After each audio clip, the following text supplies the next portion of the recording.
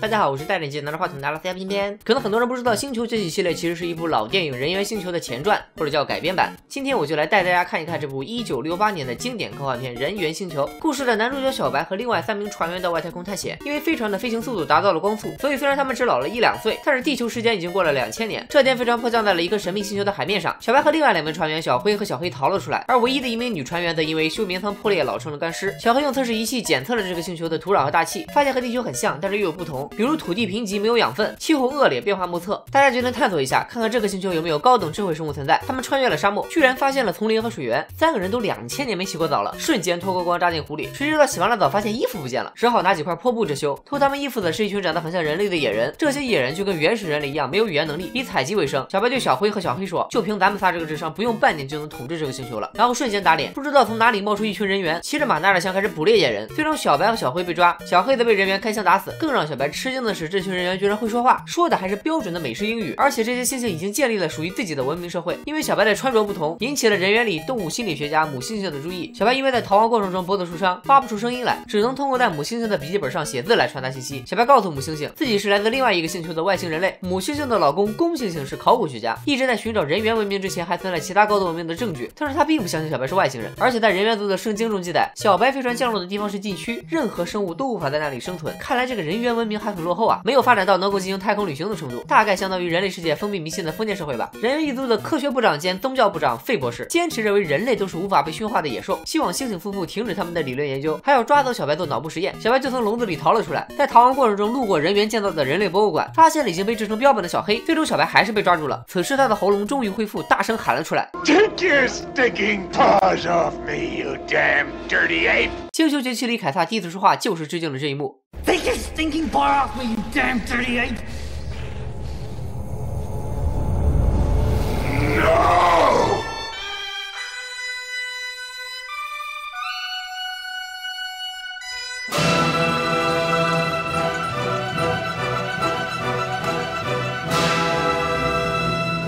抓回笼子里的小白和他之前救过的一个女野人谈起了恋爱，还给女野人起了个人类名字诺瓦。星球崛起3中人类小女孩的名字就是向这一部致敬。然后小白被带到了人猿法庭接受审判，法官不相信小白是外星人。母猩猩提出疑问，如果小白不是外星人而是来自这个星球，那么就说明人类也是拥有智慧的高等生物。法官认为母猩猩的这种观点简直是大逆不道，但是他们也没啥证据反驳。3个法官选择了不说不听不看，其实是致敬了日本的3部猴形象，而最早则要追溯到中国孔子论语里的非礼勿言非礼勿听非礼勿视。扯远了，咱们接着说。小白说自己有2个同伴，小黑已经被打死做成了标本，只要找到小灰就能证明自己没有说谎。但是当找到小灰的时候才发现他已经被做了脑部手术，变成了不会说话的傻子。不用猜也知道肯定是费博士搞的鬼。法官判猩猩夫妇妖言惑众之罪，小白则将被当成小白鼠进行脑部实验。晚上母猩猩让自己的侄子偷偷放走小白，小白还坚持带上了女野人，然后这2男2女准确的说应该是2公2母逃到了禁区，希望能在那里找到人类文明存在的证据。而费博士也带着人马来抓捕逃犯，反而被小白劫持成为人质。在禁区的山洞里，大家发现了人类的化石，并且还找到了一个洋娃娃。费博士说，根据古书记载，古代人猿曾经养过人类做宠物，所以用幼年人类的形象做成玩具哄小人猿玩也没啥好奇怪的。这时候女野人一不小心触发了开关，洋娃娃居然哭着喊起了妈妈。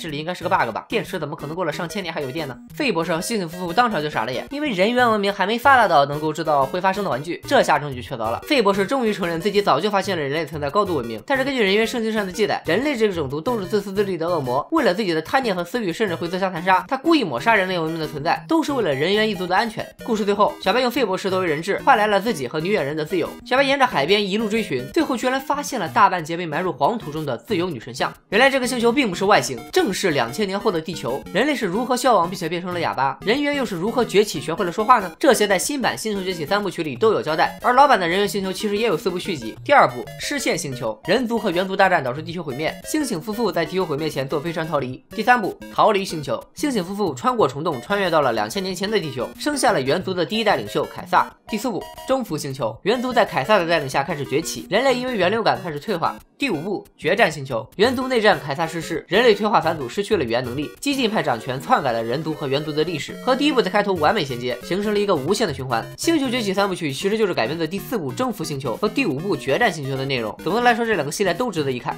今天就说到这里吧，拜了个拜。